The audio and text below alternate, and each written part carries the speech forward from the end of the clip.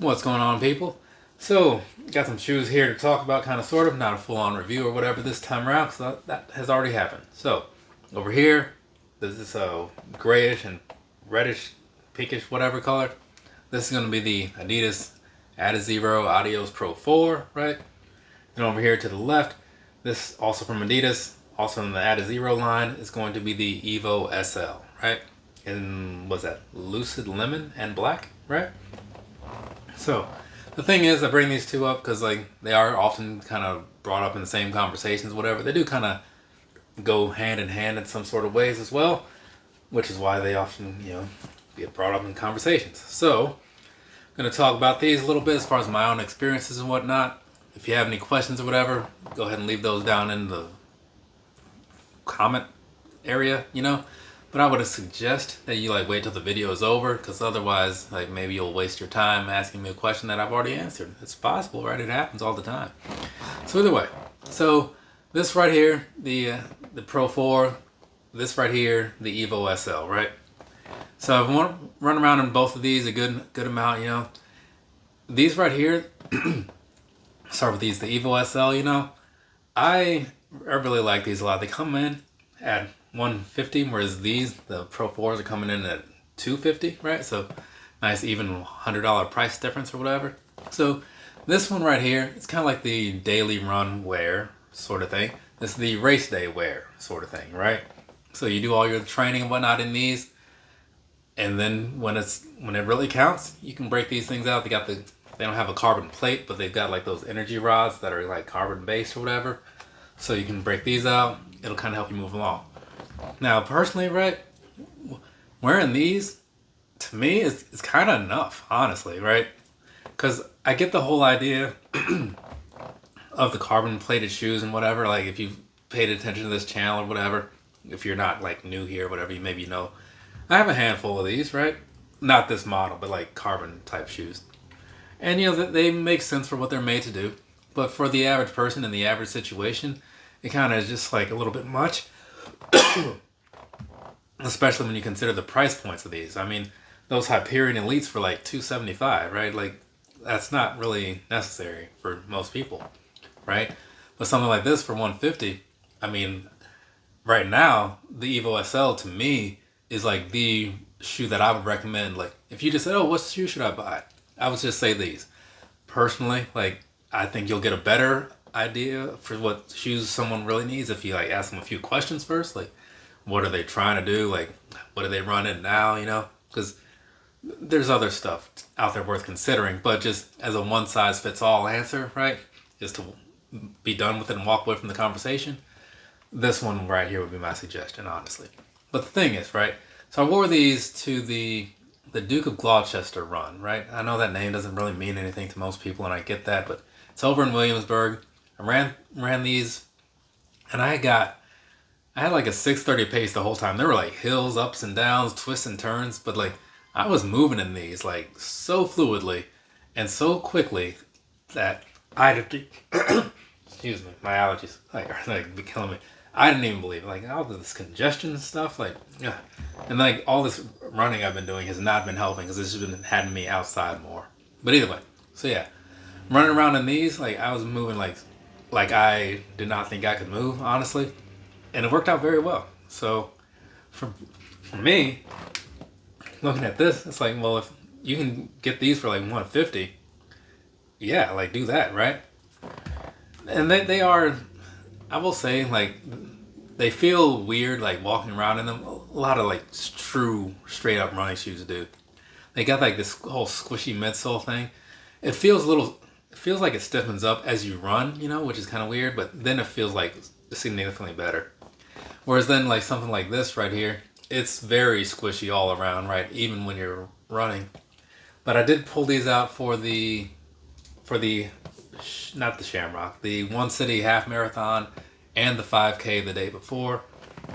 Now, that was in March when I bought these, right? Because it was actually after the half marathon in these when I was at Cracker Barrel when these came back in stock, and that's when I got these, right? So comparing sort of an apples to apples-ish situation, I did 5Ks in both of these. And like I said, in March, I did the 5K in these. And I was moving pretty fast, but it was like 650-ish, something like that, right? Which was good for me. You know, I was like, oh, wow, that's pretty good. But then, you know, not long later, like a couple weeks later, honestly, like when I was doing the run in these, yeah, I was moving faster. And I was like, and just kind of without any real effort. Because that's the other thing. Sometimes you run in certain shoes and you feel like you have to put in the extra effort. I've said that about the what was that? The Nike React X Infinity Run 4, right? You got to put in the extra effort on these, but these, not so much. So yeah, so if you're looking at both of these, to me, this is kind of like the one to go with. But yeah, I did wear these for the Shamrock, excuse me, the One City, the 5K on those. Did very well, just ended up doing better in these. Then I wore these for the actual half marathon itself. Worked out very well there too. But the thing was, for the most part, it was kind of unnecessary because this, to me, is like more for speed. And I was going like 8:30 for most of that half marathon. And it was until like miles 11 through 13 where I picked it up to like about a 7. Yeah, like, I think it's, yeah, 7. And then these were kind of handy to have, sure, because like they're built for speed, right? But it was like kind of unnecessary for like that situation. But all in all, like I can make a case for like having both, right? If you really want to get every ounce of speed out of yourself or whatever, like really get your best times, yeah, it makes sense to have some of these, right? Because all the hard work you do, all the training and the run groups and the 5Ks or whatever leading up to whatever it is that you want to excel at, yeah. When you go out there, if you have a pair of these, it'll do great for you, right? But I mean, do you want to spend $250 to like, have an extra handful of seconds off your time? I mean, that's a question for you. Me personally, like I don't think that that's really necessary. I mean, what are you? To me, it's asking myself this question, right? Like, what are you gonna do with this? Like, are you gonna brag to somebody? Asking that question to myself, yeah, I'm not. But it's nice to do it, right? And for me, the other thing is, so I don't sound too super hypocritical or whatever. I do get interested in like how things work because I'm just interested in how stuff works, right? It's a thing that's just been who I am for a long time. So between that and, you know, I do shoe reviews. It's kind of part of this whole channel or whatever, right? Contradicting those people who have been subscribing lately on account of a Streetlight Manifesto video. I don't get what that's all about. But either way, so these right here, like I look at them, not super necessary. If I wasn't out here doing like this side of things, would I still have these? That's a good question. And I honestly don't know. I probably wouldn't, you know, because it's a lot of money, right? But if I did, I definitely wouldn't have as many carbon shoes. But again, given that I'm out here talking about things, that's kind of part of the reason. But anyways, wrapping this whole thing up, putting a bow on it.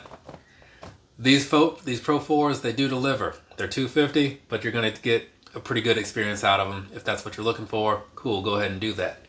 If you're on the fence, you probably don't need them. And you should probably just stick with these. That's just my personal opinion, right? Because these, to me, will do just as well as these and for a lot of people. Because if you're not like super fast or whatever, what do you really need these for? I'm not super fast, and I don't even wear these a whole lot. I've done just about as well in both of these as in my Hyperion 2s from Brooks, and those are like what, 140? So yeah, you can. There's some good stuff out there. If you look past like all the bells and whistles or whatever, and you look at like what you really need, yeah, there's some pretty good stuff out there. But I just want to sit down here, talk about some stuff about these two shoes, and I did that. Now I'm going to do that again, but shorter and more vertical. So there's that. From me to you, have a nice rest of your day or rest of your night, whatever it's wherever you are. I got a couple more videos to knock out, so you'll probably just be seeing me in this shirt 2 more times. Later, people.